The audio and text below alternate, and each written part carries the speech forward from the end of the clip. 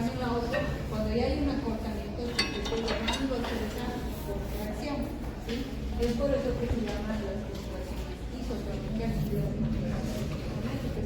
¿Qué pasó? ¿Dónde estaban?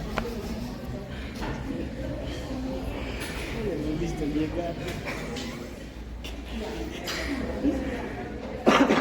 Hay características de estos espasmos isométricos que se definen en diferentes músculos. O sea, por eso les decía, hay esa forma.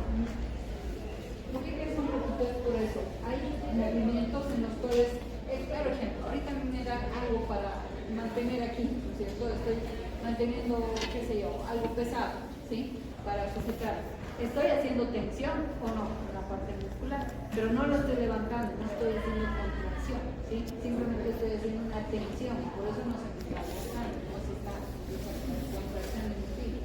Otra cosa es que yo voy a agarrar y voy a levantar algo. Ahí es donde voy a hacer una contracción. Por eso se llama una es la resistencia, ¿no es cierto? Lo que se mantiene la tensión y otra es la que voy a hacer toda una fuerza lateral, ¿sí?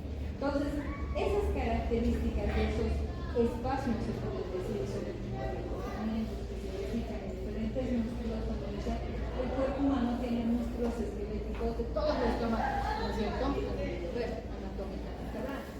Desde el más pequeño, por ejemplo, el más pequeñito es el estapédico, del oído medio, ¿sí? Un pequeño músculo que se encuentra a nivel del medio que se llama el estapédico, ¿sí? Que mide, miren, solo algunos milímetros de longitud y aproximadamente 1 milímetro de diámetro. Como un gran músculo, por ejemplo, el cuádriceps, ¿sí? Que tiene un tamaño medio millón de veces mayor que el estapédico. O sea, estamos viendo que el pequeñito está más grande, ¿no? Pero obviamente sabemos que en todo nuestro cuerpo tenemos esta parte muscular, ¿sí?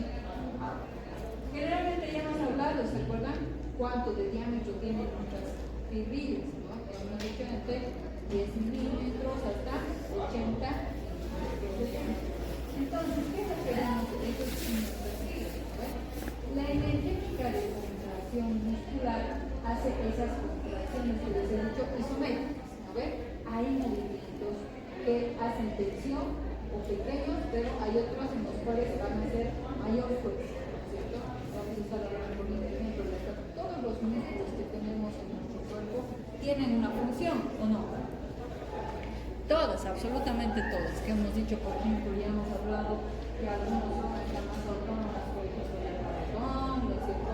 Hemos visto el ejercicio muscular, porque todo está formado de muscular.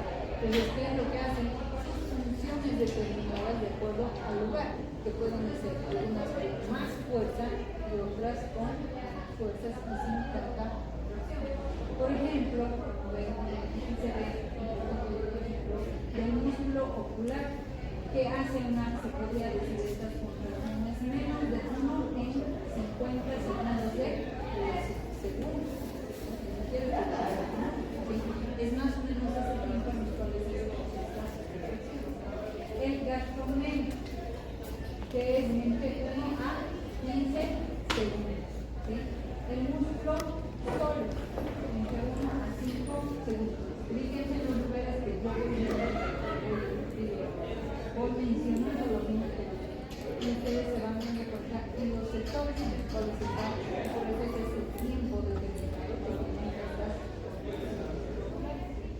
Entonces, son diferentes lugares, en diferentes lugares de acuerdo a la utilización, al uso, a la función que tiene nuestro cuerpo, van a ser un determinado tiempo de contracción. Por eso existen estas contracciones isométricas. ¿Sí? Entonces, nosotros normalmente sabemos que en nuestras fibras hay fibras que tenemos estas fibras en la parte alar. Tenemos unas que se llaman las fibras lentas de tipo o músculo rojo. ¿Por qué se llama así? Las características cuáles son lentas.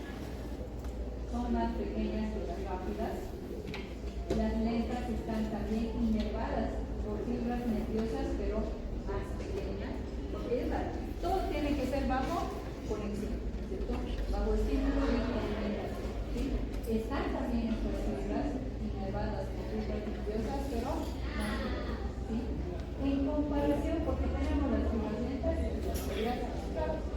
En comparación con las fibras rápidas, estas fibras lentas tienen un sistema de vascularización más extenso y más capilares para aportar cantidades adicionales de oxígeno. Por eso es que también se llama músculo rojo, porque tiene mayor, se podría decir, vascularización. Un sistema de vascularización un mayor y mucho más extenso. ¿Sí?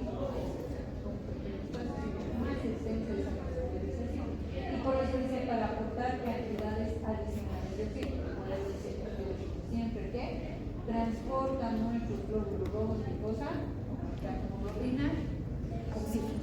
¿Cierto? Entonces ahí eso se refiere a aportar cantidades adicionales de oxígeno que ellos necesitan, ¿sí? Para la función que ellos tienen, ¿sí? Las fibras lentas tienen además números muy elevados de mitocondrias, también para mantener niveles elevados de qué? Un metabolismo oxidativo.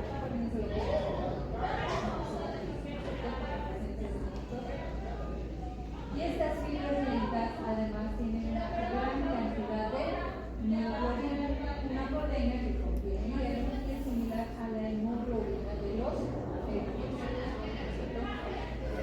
Estamos viendo ciertas características que tienen, por ejemplo, estas fibras, que se llaman lentas, ¿no es cierto?, a comparación de nuestras fibras rápidas. ¿Sí? Entonces hace una cierta diferencia.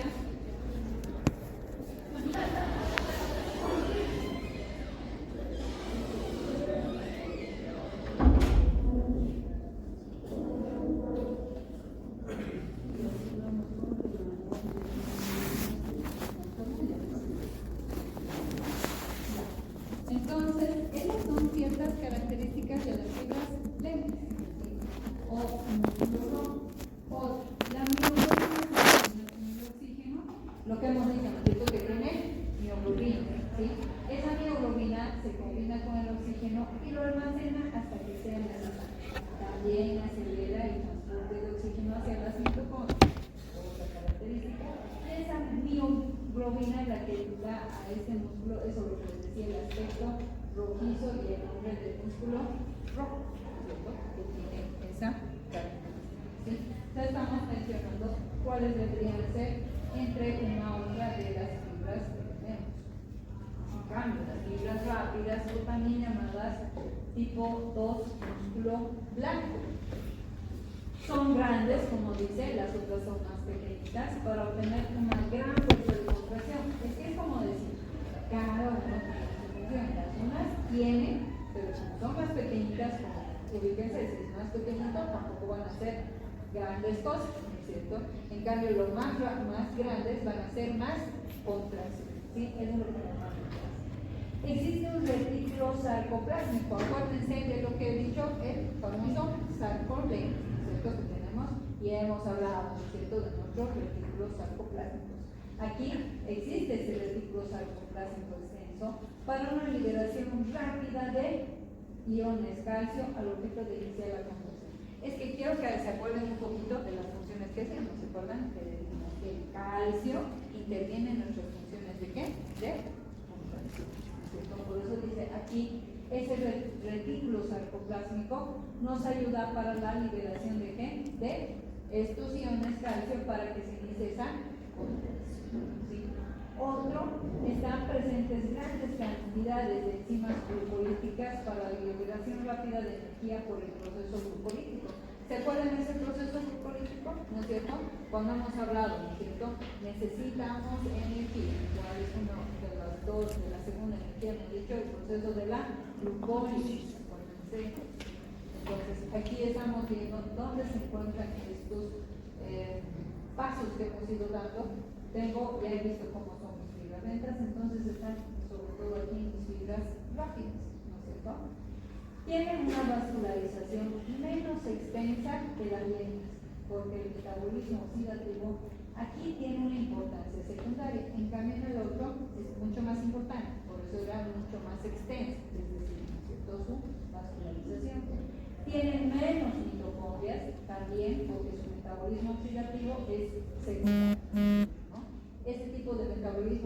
antes de ayer que hemos pasado en la clase, hemos hablado de este metabolismo oxidativo, eso más se da, por ejemplo, en las fibras lentas. En cambio, en las rápidas es más secundario, ¿sí? No lo toman tanto, no en cuenta, pero no es tan importante, ¿sí? Es más secundaria su función. Y como dice, un déficit de esa mioglobina, porque ellos no tienen, como en el otro, con las fibras lentas, roja, entonces por eso es que le da el nombre de músculo blanco, porque más era la presencia de la mioglobina, lo que les decía, ¿cierto? Lo que va a dar este color rojizo. En cambio aquí no va a haber, va a tener ese déficit de esta mioglobina, es por eso que se le llama como músculo blanco. Pero ya saben, o músculo blanco o serían mis fibras rápidas, ¿no es cierto? Y las fibras lentas, como dicen que sería el músculo rojo. Y cada una tiene sus características, las otras son más pequeñitas, van a ser unas funciones también importantes, pero estas van a ser, como se dice, mayores contracciones, ¿cierto? Vamos viendo cada vez más, ¿no?, ciertas características de las fibras musculares, ¿sí? Entonces, ¿cómo es la mecánica de nuestra contracción del músculo esquelético? Como ustedes ven, ¿sí? Todo va saliendo de la médula espinal, ¿sí? Esos mensajes de función, ¿no? Entonces, ¿qué es lo que hacemos? Tenemos, como se dice, salen unas motoneuronas, como dice acá, para poder hacer una inervación a unas fibras nerviosas. A esas fibras nerviosas son las que van a, se dice, una fibra nerviosa es la que va a inervar a estas fibras musculares, ¿no es cierto? Entonces, para que ahí hace una unión neuromuscular, como es como si esto hemos sacado las fibras, ¿no es cierto?, del músculo, y es así donde se va haciendo esa conexión. A esa unión se podría decir, se llama como una unidad motora, ¿sí? Entonces, ¿qué es lo que normalmente nosotros vemos? Todas las fibras musculares inervadas por una fibra nerviosa, por eso es una fibra nerviosa la que va a ir inervando a mis fibras musculares. Como ven, aquí hay varias, ¿no es cierto? Pero es una fibra nerviosa la que va a ir saliendo y va a dar esa inervación correspondiente. Entonces, estas, como les he dicho, ¿no es cierto?, esas motoneuronas que les decía que se llaman, van a inervar múltiples fibras nerviosas y esa fibra nerviosa va a ser lo que va a generar a estas fibras musculares, van a ir dando su inervación, ¿no? Es como por partes. Motoneuronas que salen de la médula espinal van a inervar a múltiples fibras nerviosas y una fibra nerviosa va a ser la que va a inervar a fibras musculares, ¿cierto? Entonces, por eso dice el número de fibras depende del tipo o también del músculo, ¿no? Y todo eso es lo que nosotros vamos como llamando unidad motor, ¿sí?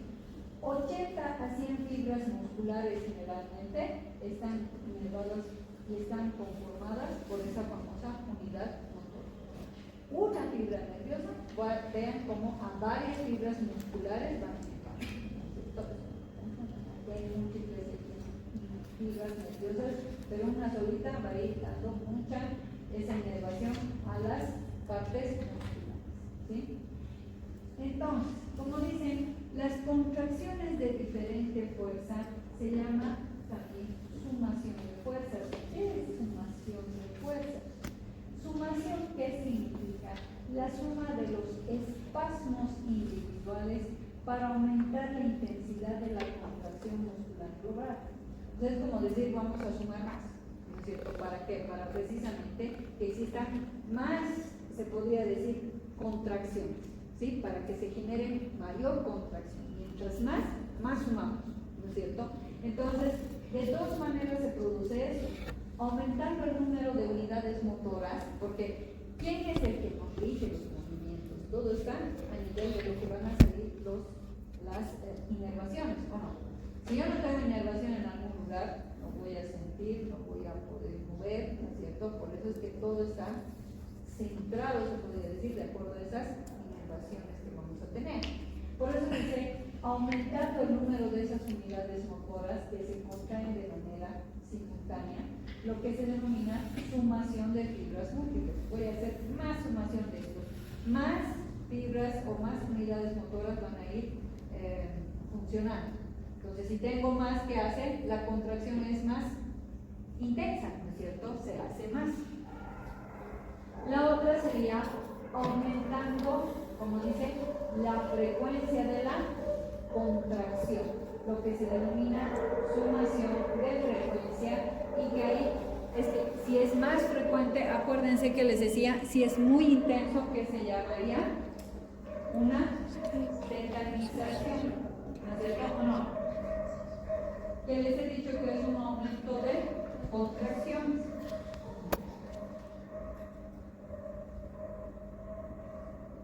¿Sí?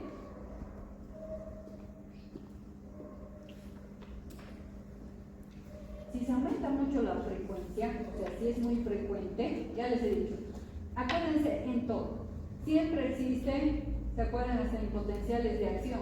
¿No ven? ¿Se acuerdan que les decía? Si va a estar muy constante, voy a tener problemas. Siempre existen descansos, evidentemente de segundos, pero existen descansos por reposo. ¿Sí? Aquí estoy haciendo ya sumación primero de unidades motoras, ya voy a tener, como decir, más, es como decir, voy a tener más equipos de sonido para hacer mayor el sonido, ¿no es cierto? O sea, más. ¿Sí? Aquí estamos haciendo más, aumentando estas unidades motoras para que generen mayor contracción. Pero, ahora, si se aumenta además de la contracción la frecuencia, o sea, si va a estar, ya se contrae, pero lo voy a hacer mucho más frecuente esto, puede terminar siendo sumación de frecuencia que va a terminar produciendo una tetanización, o sea, que eso en algunos casos no me conviene, ¿no es cierto? Porque va a ser muy continuo, lo que les decía, ¿no es cierto? Va a estar tetanizado eso y no va a estar demasiado contraído. Es como cualquier cosa, o sea, yo cuando tengo una contracción mayor, aunque no crean, es cuando uno hace entrenamiento, ¿qué es lo que voy a generar? Puedo hasta generar una ruptura de esas fibras, ¿no? Por eso es que llaman una lesión muscular. Una vez una paciente vino al hospital que ya, creo que por el hecho de que no había ido, dice, 2 o 3 días al gimnasio, había decidido acumular todo eso en un día. Entonces entrenó tanto que no podía caminar y hemos visto que lesionó músculos. Ahí peor lo hizo, ahora no tenía que caminar por lo menos, o sea, no entrenar, mejor dicho, por lo menos un mes. ¿No es cierto? Por eso les digo. Porque cuando es demasiadas frecuencias que puede generar rupturas de estas frecuencias. Entonces hay que tener cuidado. Claro, evidentemente aquí estamos volviendo por eso hablando de la sumación de fuerzas, ¿no es cierto? Ahora, esa sumación, por eso lo que les decía, de fibras múltiples es aquí. Mire, esto es la unidad motora, ¿no es cierto? O sea, de la unión de la parte de inervación con mis fibras, ¿no es cierto? Una fibra nerviosa, que les decía, una va a dar ese estímulo a varias miofibrillas o fibras vasculares, ¿no ves?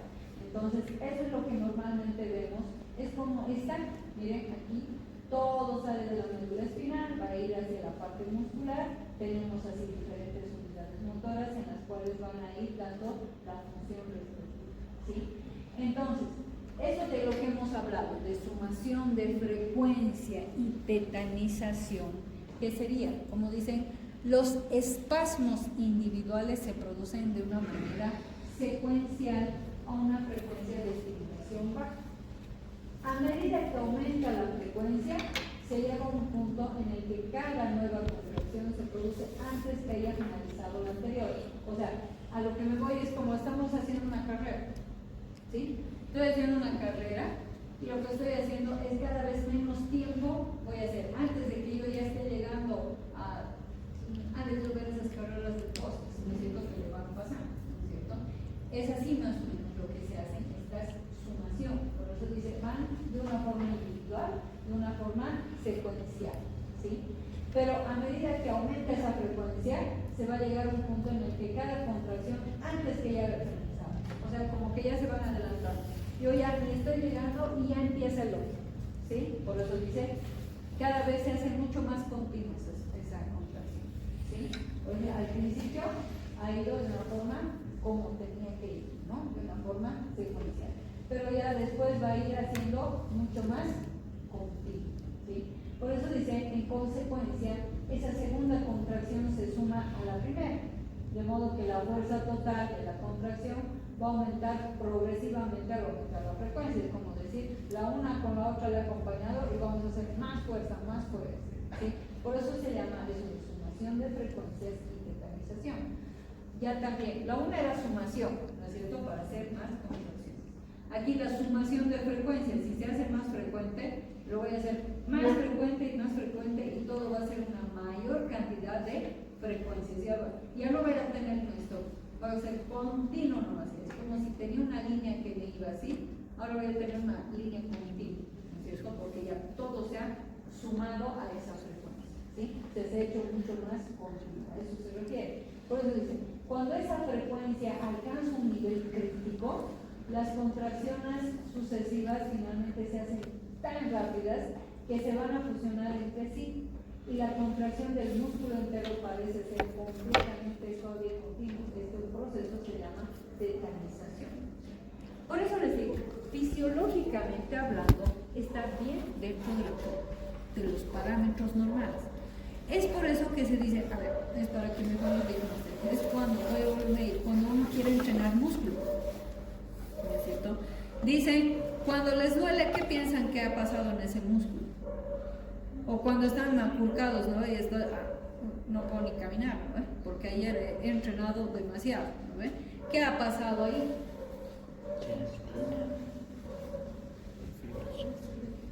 ¿Ha habido esa sumación? Pues de frecuencia lo han hecho tan intenso, ¿no es cierto?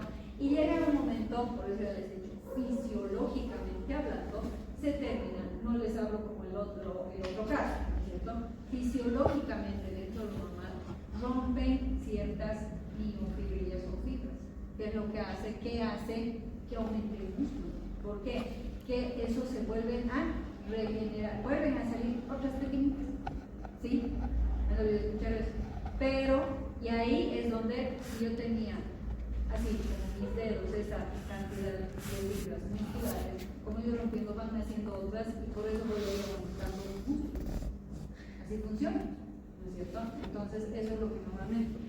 Yo te voy a hacer disertar a voz adelante, y me voy a empezar a reír. Bueno, y vas a ver que eso es de una manera educada. Es que el perrito que ahora la cosa está tirando. Pero igual, entonces ya, no le echo la culpa a mi precioso, pero no precioso. Entonces, eso es lo que normalmente tiene que ver, ¿no? Eso es lo que pasa, chicos. Pero ahora, ¿saben qué? Fisiológicamente, les he dicho, ¿no? Pero fisiológicamente, ojo, ¿qué dicen? ¿Qué creen que ayuda a la parte muscular para que se regeneren? Porque no es así nomás. ¿Saben qué es? ¿Qué ayuda? El descanso. ¿Y por qué creen que dicen, si vos le metes todos los días por decir brazo, vas a hacer que va a ser reversión, ¿no ve? Se va a empezar a comer tu músculo, porque creen que se practica por partes, ¿no ve? Hoy voy a entrenar brazo, mañana voy a entrenar pierna, ¿no ve? ¿Se dan cuenta? Y es eso lo que pasa, ¿no es cierto? Porque eso es, si en cambio si lo hago muy rápido todo, ahí ya no, ahí ya voy a llegar a la lesión, ¿sí? Fisiológicamente hablando, por eso esos son aumentos de frecuencia. Por eso dice, cuando llega o alcanza un nivel crítico, las contracciones se hacen tan rápidas que ya una como otra demasiado se van a inclusionar. Claro, aquí nos dicen rompes, pero generalmente eso es lo que pasa. Y después, pero va a salir fisiológicamente otras, ¿no es cierto? Ahora, a una frecuencia ligeramente mayor, la fuerza de contracción alcanza su valor máximo, ¿sí?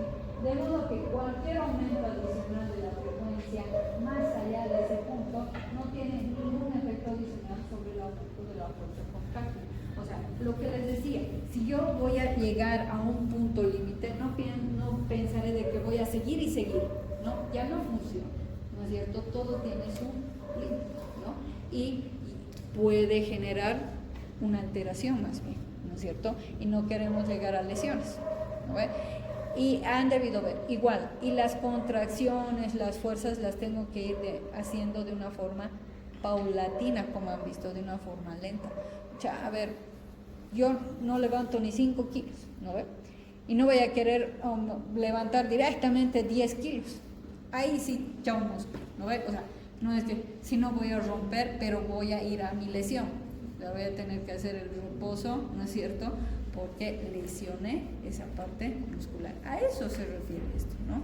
Se hacen sumaciones paulatinas, pero cuando llegamos y queremos seguir forzando, ya no hay una respuesta dada, ¿no? Por eso dice aquí, cuando ya llega a su punto mayor, ¿no? Su valor máximo, cualquier aumento adicional a esa frecuencia de ese punto ya no va a tener ningún efecto adicional para esa fuerza. Todo tiene, ¿cómo se dice? Todo tiene sus tiempos, ¿no es cierto? Para ir viendo cómo vamos a ir. Eso es. La tetania se produce porque se mantiene un número suficiente de iones calcio en el sarcoplasma del músculo. Entonces, estamos viendo una diferencia entre sumación de frecuencias y otra cosa, lo que es una tetanización. La sumación de frecuencias, ya saben, es más cantidad de acumulación de lo que vamos a seguir haciendo, contracciones y aumento de frecuencias. La tetania se produce porque hay suficientes iones de calcio en el sarcoplasma del músculo, incluso entre los potenciales de acción, de modo que se mantiene el estado contráctil completo sin permitir ninguna relajación entre los potenciales de acción. Quiero ir, para que no se maree lo que dice. Por eso hemos empezado primero con el tema de potenciales de acción. Quiero que me ayuden un poquito a recordar esas partes, cómo se hacía, ¿no es cierto?, ese intercambio de los iones, bueno, del sodio, el potasio, todo ello, ¿no? Aquí, ¿qué es lo que me genera una tetanización? Que la tetanización, se podría decir, ya no es tan fisiológico, ¿no? Entonces, ¿qué es lo que hace eso?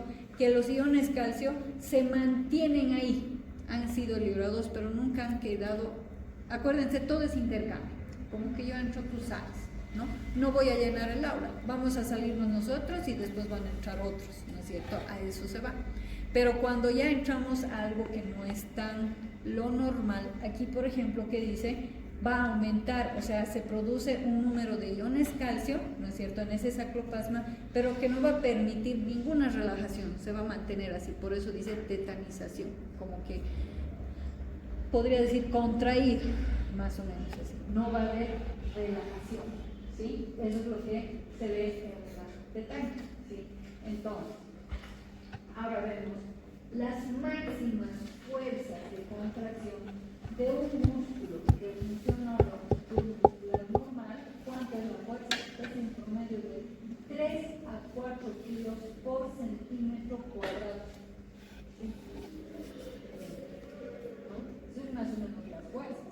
Por eso es lo que les digo que vemos como cuánto más o menos uno puede tener la suficiente fuerza para poder hacer. Otra cosa es que yo vaya entrenando, sin poder determinar. Un músculo de, por ejemplo, el cuádriceps puede tener hasta 100 centímetros cuadrados de vientre muscular. Se pueden entonces aplicar hasta 360 kilos, por ejemplo, de tensión al tendón rotuliano. Por eso, ¿dónde está el tendón rotuliano?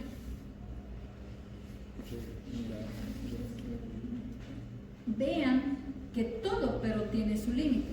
¿Por qué creen que siempre a veces dicen, bueno, para ya una cierta edad dicen, usted tiene problema de artrosis? Bueno, eso es una degeneración del cartílago, ¿sí? Pero dicen, lo que tiene que hacer es disminuir de peso. ¿Por qué? Porque hacemos una tensión determinada. ¿Cuántos kilos yo peso? Porque cada uno sabe cuánto pesa, ¿no es cierto? Entonces, todo ese peso, por si acaso, tiene que ser soportado ¿por quién? Por nuestros músculos, chicos. Ustedes se van a poder parar, ya les he hablado, ¿no? Miles de veces. Uno se va a poder parar, levantar, correr de acuerdo a la parte musculatura. Ahorita ustedes están jóvenes, no hay ningún problema. Es que por eso dicen, ¿no? Los jóvenes rápido pueden correr, en cambio los ancianos no podemos estar viendo a su lado, ¿no? Pero no es lo mismo, ¿no es cierto? Pero si ustedes ya llegan a un nivel en el cual existen las degeneraciones y no entrenan esa su parte muscular, igual van a caminar de despacito, ¿no es cierto? O van a tener que alguien les ayude, ¿no? Como dicen siempre, y ahora todo dicen, ¿no? Si usted no quiere ser dependiente de que les estén levantando, ayudando a caminar, entrenen la parte muscular. Personas mayores hay ejercicios, ¿no es cierto?, para fortificar la parte muscular. Porque vean, miren cuánto de kilos podemos aguantar, ¿no es cierto? Y tienen que ir viendo que van a ir soportando esa máxima fuerza de contracción de peso, ¿sí? Ahora, hay unos cambios de la fuerza muscular al inicio de la contracción. A ese efecto se le llama el efecto de la escalera. ¿Sí? O sea, ¿qué se refiere? Cuando un músculo empieza a contraerse, después de un periodo de reposo prolongado, su fuerza de contracción inicial puede ser tan pequeña como la mitad de su fuerza entre 10 a 50 contracciones musculares después. Es decir, la fuerza de la contracción aumenta hasta una meseta, un fenómeno que se denomina efecto de la escalera. Es como cuando voy a escribir. Lo que les decía. A ver, si yo les diría, ¿quiénes corren aquí? ¿Alguna vez han dado la vuelta al parque, Bolívar? ¿Cuántas vueltas han aguantado dar? ¿En serio? ¿De verdad? Te voy a llevar y voy a contarte. No aguantamos eso. Bueno, sí, a comparación de ustedes, bueno, yo estoy anciana. Pues, a mí yo lo veía como chiste, decía, pero ¿qué será? Dar vueltas. No, pero había sido grande, ¿no? No contaba con la cantidad, Y ¿no? aparte subidita. O sea, hay subidas, o sea, los que han corrido se han dado cuenta, o sea, hay unas ciertas subidas, ¿no? Yo les digo porque les digan que, bueno, porque ahí entrenábamos. Entonces dábamos las vueltas y las subidas eran las que donde uno se quedaba ahí atrás, ¿no? Entonces a eso se va, es lo mismo, ¿sí? Cuando empezamos a correr vamos a ir lentito, ¿no es cierto? Porque estamos empezando. Ahorita he estado sin hacer esa actividad, entonces es más o menos ahí, pero sobre todo ahora es lo mismo. Si yo voy a empezar recién hoy día, voy a empezar a entrenar ya muerta, ¿no es cierto? ¿Por qué? Porque he estado mucho tiempo en reposo, o sea, normal caminar, pero digo en el sentido de hacer ejercicio, de una mayor contracción. Entonces, por eso al día siguiente no pueden ni caminar, ¿no es cierto? Porque hemos estado en reposo. Y a eso se refiere, es como una escalerita que voy a ir ascendiendo, ascendiendo, ascendiendo, a medida que voy haciendo el entrenamiento. Por eso se dice esto, cuando empiezas, después de un reposo prolongado, va a haber esa fuerza de contracción, pero va a ser muy pequeña, porque yo de golpe no voy a poder, ya me cansé. Uno que entrena me dejó, yo ya en la primera me quedé, ¿no? El otro sigue dando vueltas y yo ahí me quedé, ¿no? O sea, es así, ¿no? Entonces va a ser tan pequeña, como miren, como la mitad de esa fuerza, entre 10 a 50 contracciones. Bueno, contracciones más estamos hablando de entrenamientos mayores, ¿no es cierto? Pero, o sea, esa contracción va a ir aumentando hasta una meseta, que a eso se llama, pues voy subiendo, voy subiendo, y ese es el efecto de la escalera. ¿Sí? A eso se llama como voy aumentando. Aunque no se conocen todas las posibles causas del efecto de la escalera, se piensa que está producido principalmente por el aumento de los iones calcio, para que vean qué tan importante es la presencia de calcio, ¿no es cierto? Por eso no es solamente, siempre he hablado que es actividad, alimentación y buen dormir, buen reposo, ¿no es cierto? Porque si quieren aumentar músculos, si no duermen bien, olvídense, todo su ejercicio, ahí está. Vamos a ver sus progresos de aquí a 6 años, 10 años, 20, ¿verdad? Porque se necesita el descanso. ¿Saben cuándo, en qué momento? Por eso lo que les decía, esas ideas, ¿no es cierto? Que debemos pensar en cuándo se van a regenerar o van saliendo, cuando duermen. ¿Sí? Si siguen despiertos, no van.